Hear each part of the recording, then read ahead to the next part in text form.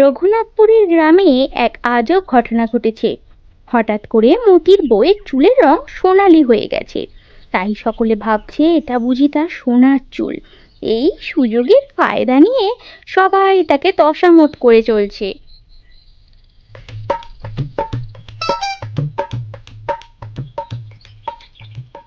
ওরে বাবারে, কত চুল ঝরে গেল আমার!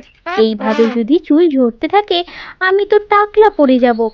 যত্ন করতে হবে এই চুলের আমাকে।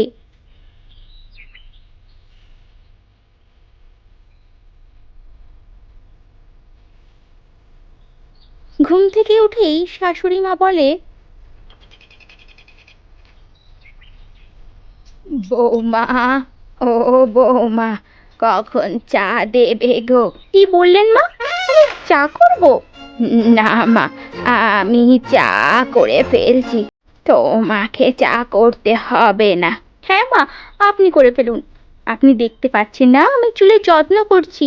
আর তাছাড়াও এই সোনালি চুল নিয়ে যদি আমি রান্নাঘরে যাই তাহলে চুলের জেল্লা নষ্ট হয়ে যাবে। না মা, না না, তোমাকে রান্না করতে হবে না মা, আমি রান্না করে ফেলবো। বলো বলো, দুপুরে কি খাবে মা? কি কি রান্না করবেন মা? আজকে না খুব কচু বাটা আর গরম গরম ভাত খেতে ইচ্ছা করছে। আরে তুমি তো ভালো করেই জানো বৌমা, কচু বাটতে গেলে আমার হাতে চুলকানি হয়। কি করব বলো? তাহলে আর কি করা যাবে মা? আমার স্বাদ হয়েছে, আপনি খাওয়াবেন না? ঠিক আছে। না বৌমা, না না না, আমার যতই কষ্ট হোক না কেন আমি করব।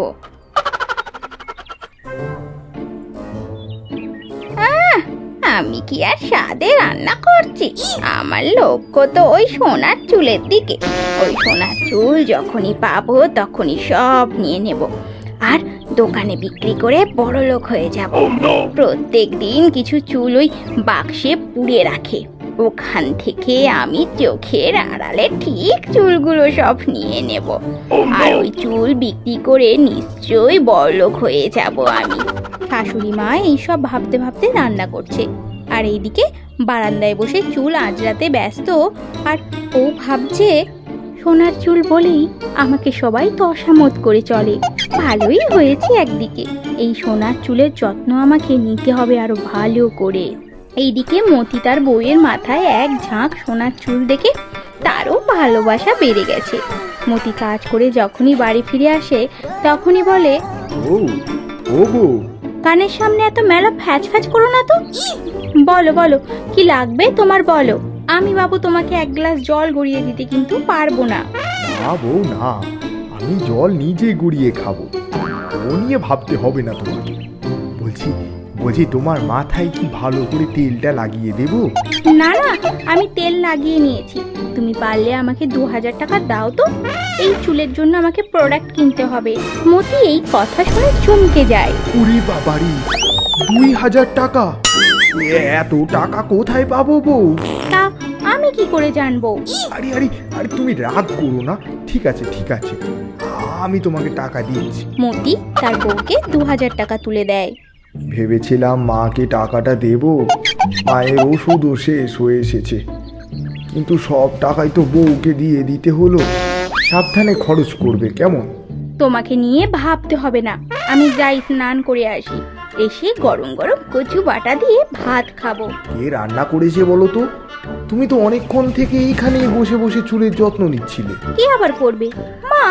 আমি কি আবার এই সোনার চুল নিয়ে রান্নাঘরে রান্না করতে যাব নাকি? আমি স্নান করতে গেলাম, আমার কিন্তু দেরি হবে আসতে। এই বলে মতির বউ স্নান করতে যায়।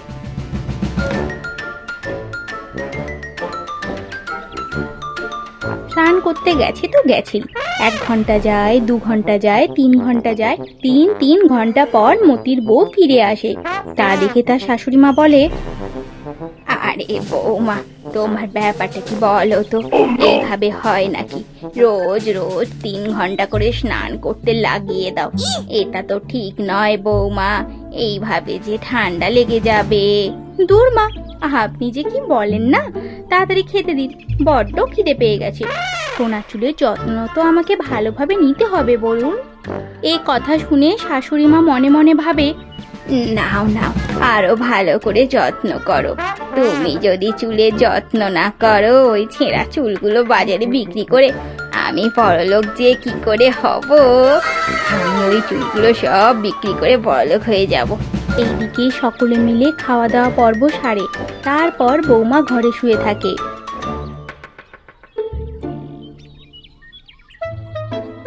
বৌমা, তুমি কি শুয়ে পড়েছো? হ্যাঁ মা, শুয়ে পড়ছি, তবে পাটা বড্ড ব্যথা করছে, একটু টিপে দেবেন? ঘরের ভেতরে প্রবেশ করে শাশুড়ি মা বৌমার পা টিপতে বসে যায় আর মনে মনে ভাবতে থাকে সোনার চুল বিক্রি করে কত বড়লোক সে হয়ে যাবে। বৌমা মনে হয় ঘুমিয়ে পড়েছে, যাই দেখি তো ওই কৌটোটায় কতগুলো চুল জমেছে। না না না না না, এই কটা চুলে হবে না, আরো বেশি চুল দরকার, তাহলে আমি সেটা বিক্রি করে বড়লোক হতে পারবো। এটা খুবই কম চুল। এইদিকে শাশুড়ি মা বৌমার মাথার চুল বিক্রি করে বড়লোক হওয়ার স্বপ্ন দেখে। ওইদিকে বৌমাও এই কাজের ফায়দা নিয়ে শাশুড়ি মাকে দিয়ে দিন দিন কাজ করিয়ে নেয় আর মতির কাছ থেকে কারি গুচ্ছের টাকা নিয়ে নেয়।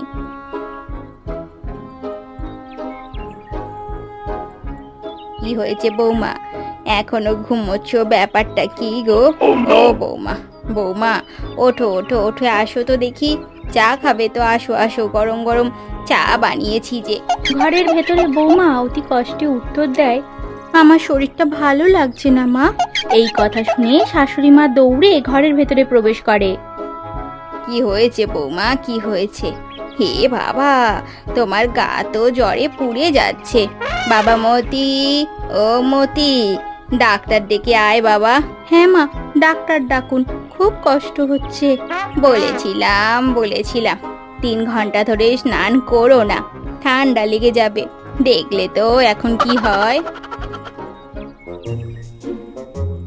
আরে জ্বর হয়ে গেল তো?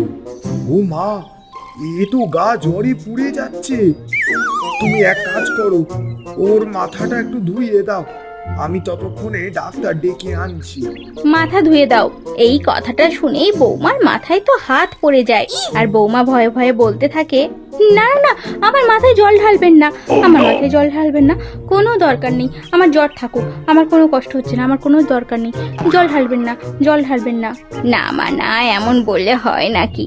আমি তোমার মাথাটা ধুইয়ে দেব, দেখবে আরাম পাবে তুমি। না না, আমার মাথায় জল ঢালবেন না।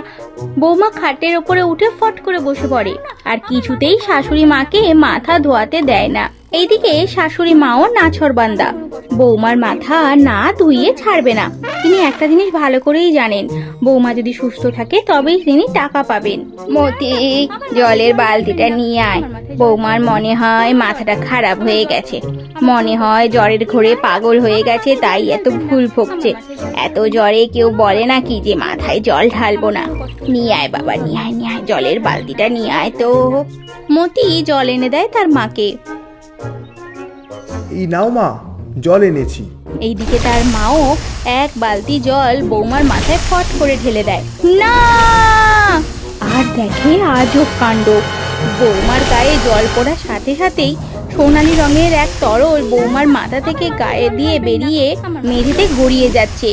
আস্তে আস্তে বৌমার মাথার চুল সাধারণত কালো বর্ণের হয়ে গেল। আর দেখে আজব কাণ্ড, এ কি হলো, এ কি হলো? ওই দিক থেকে ততক্ষণে মতি সব বুঝতে পেরে গেছে। আরে মা, তুমি কান্না থামাও, ওটা সোনা নয়, ওটা তো সোনার রং। আমার বউ সবাইকে বোকা বানিয়েছিল, মাথায় রং করেছিল আর সবাইকে বলে বেরিয়েছিল যে তার সোনার চুল আছে। এটা কি সত্যি বৌমা? বৌমা ভয়ে ভয়ে বলে ওঠে, হ্যাঁ মা, আমি আসলে সকলের কাছে স্পেশাল হতে চেয়েছিলাম, তাই আর কি একটু। এইদিকে শাশুড়ি মা তো রেগে আগুন। এমন সময় বৌমা আবারও ভয়ে ভয়ে বলে ওঠে, আমার খুব শীত করছে মা, আমার খুব শীত করছে, ও আমার খুব শীত করছে, ও আমার খুব শীত করছে মা। আমি আর তোমার কোনো সেবা করতে পারবো না, তুমি এতদিন আমাকে বোকা বানিয়েছিলে। কোথায় ভেবেছিলাম তোমার চুল বিক্রি করে আমি বড়লোক হব, আর তুমি কিনা আমাকে না না না, আমি এটা মেনে নিতে পারবো না মেনে নিতে। মা, আমার শরীরটা খুব খারাপ। আমি আমি আমি কথাটা শেষ করতে পারে না, অজ্ঞান হয়ে পড়ে যায় বৌমা। এ মা, বৌমা তো অজ্ঞান হয়ে গেল। আরে আরে, ডাক্তার আন তো, ডাক্তার আন। থাক থাক থাক, আমার সোনার লোভ করে লাভ নেই, মেয়েটাকে আগে বাঁচাই। কিন্তু কিন্তু আমার সোনা, আমার বড় লোক আর স্বপ্ন। হায় হায় হায় হায় হায় হায় হায় হায় হায় হায় হায় হায় হায়। ডাক্তার ডেকে নিয়ে আয় মতি, ডাক্তার ডেকে নিয়ে আয়। তুমি কান্না করতে থাকো মা, আমি ডাক্তার ডাকতে গেলাম।